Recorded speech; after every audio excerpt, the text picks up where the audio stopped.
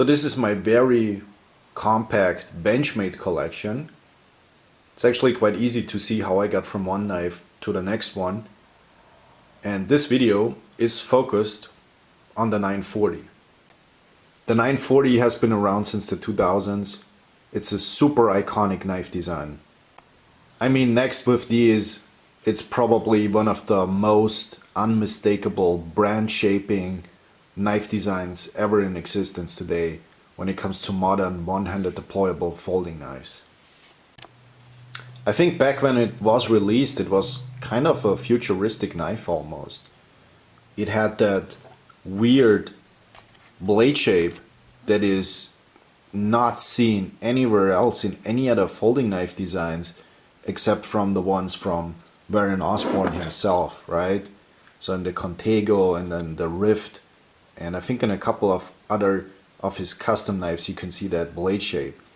Now I think where it comes from is that he originally designed the 940 as a wrenching knife, and probably some people make the connection between the spade blade because that's quite usable on a wrench, but the angle is slightly different. Still, you get a lot of mass, a lot of sturdiness in the tip, which is one of the best features about this, I think, is how reliable in the tip strength it is.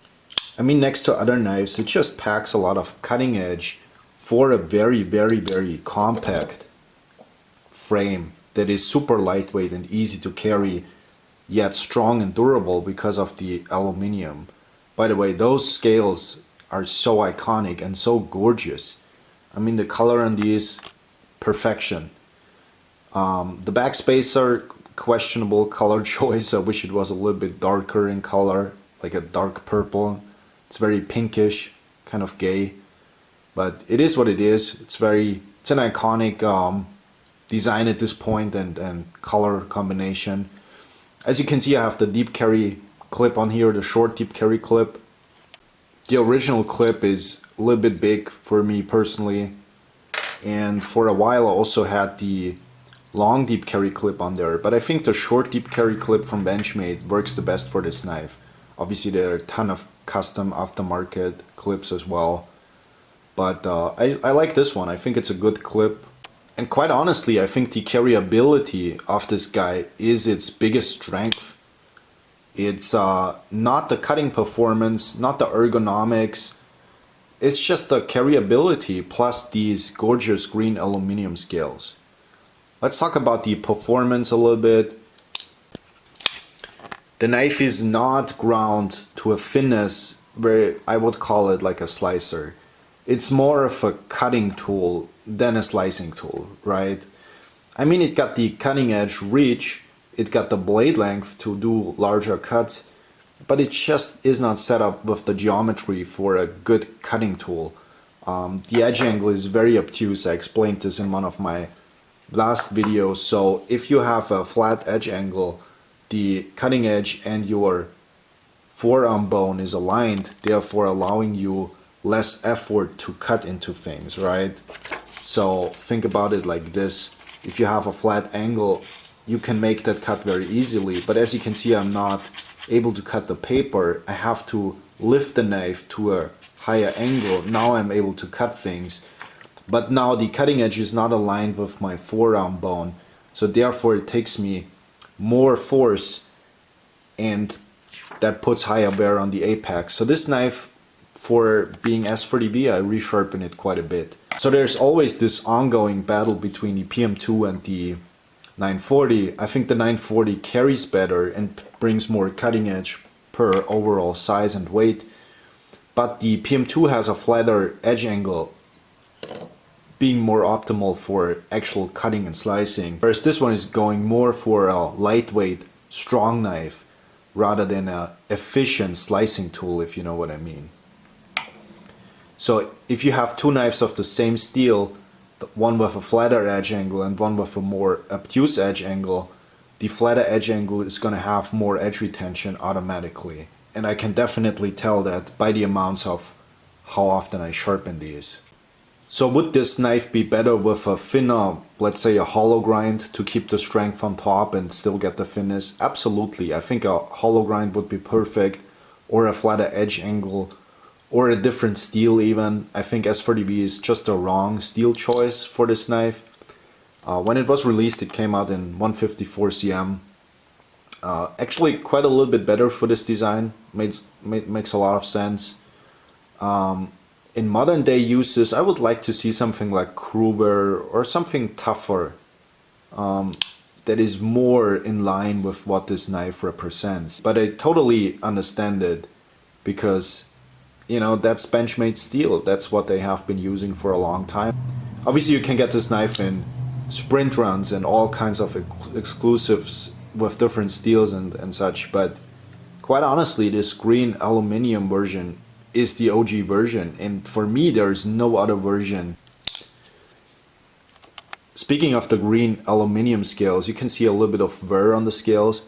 Now this coating is quite good, or this anodization I should say. It wears off very, very slowly, so it will take you years, if not decades, to put a lot of wear on here. I was just a little bit rough on this one, and sometimes I pound on things that I shouldn't be pounding on, but I don't care. This knife is strong and it takes a beating, and it's also what I like about it. Well, I guess the weak point in this design is obviously the Omega spring. As you can see, I collect broken Omega springs. I have quite a few of these. Now, I'm not saying that it has to happen on your knife. This is quite interesting also. Some people say it happens because of fidgeting too much with your knife, right?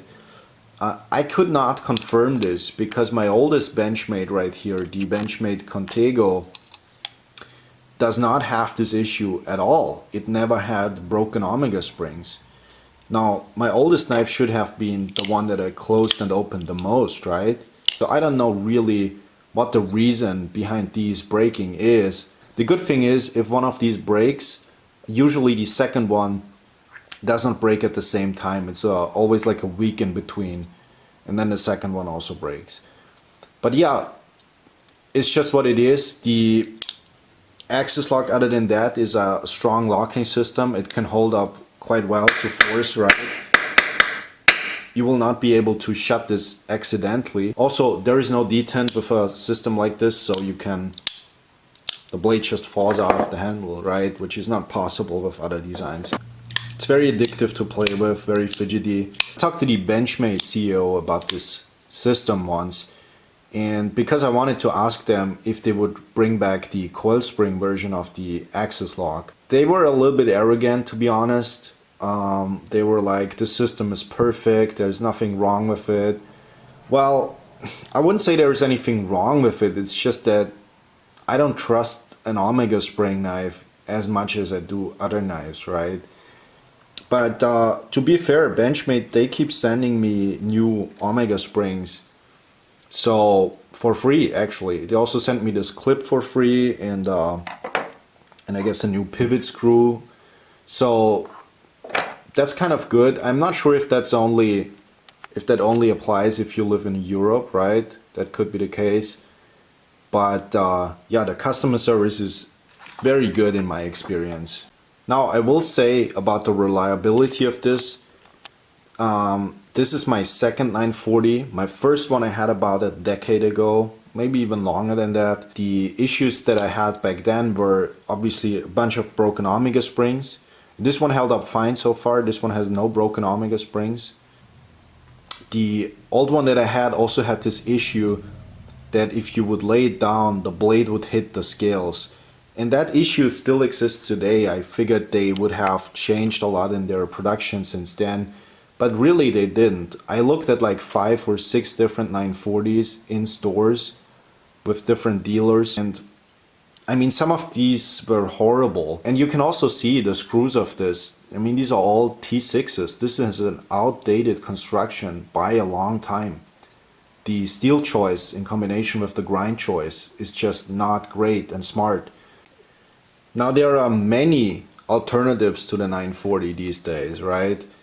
From Benchmade themselves, from other companies. I mean, the axis lock or crossbar style lock is all over the place currently. I don't think the 940 is really replaceable by any of the alternatives. You will get many knives from other companies and from Benchmade that are lighter, thinner, cut better, have better steels, or better steel performance, I should say, because S30B is a good steel. It's just the angle is wrong here. But I don't think it's replaceable because the 940 is so iconic, so unique, and so different to anything else that I could not find anything that I want to replace it even with.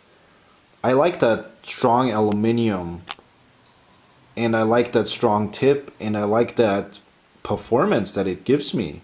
It's very unique. It sits in a unique place in my collection. Sometimes I just need a strong, lightweight knife that's easy to carry, and that's where the 940 comes in. The 940, iconic, outdated, overrated, maybe even, unique, cool, and irreplaceable.